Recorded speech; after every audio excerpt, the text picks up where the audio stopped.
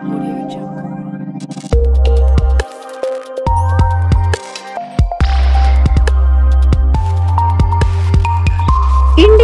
TV9 news Maharashtra.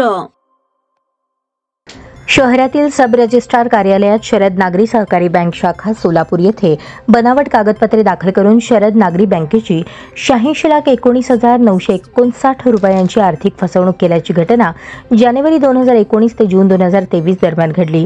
या प्रकरणी दत्तात्रय वसंत चटके वय 53 राहणार लकी चौक यांनी सदर बाजार पोलीस ठाण्यात फिर्याद दिली।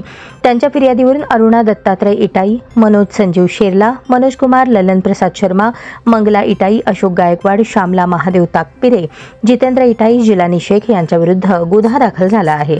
यातील कर्जदार संशयित आरोपी अरुणा इटाई व मनोज शेरला यांनी शरद नागरी सहकारी बँक शाखा सोलापूर येथून तारण मिळकत गहाण ठेवून बँकेकडून 40 लाख रुपये कर्ज घेतले। त्या कर्जाची परतफेड न करता एकूण 86,19,000ची थकबाकी होती।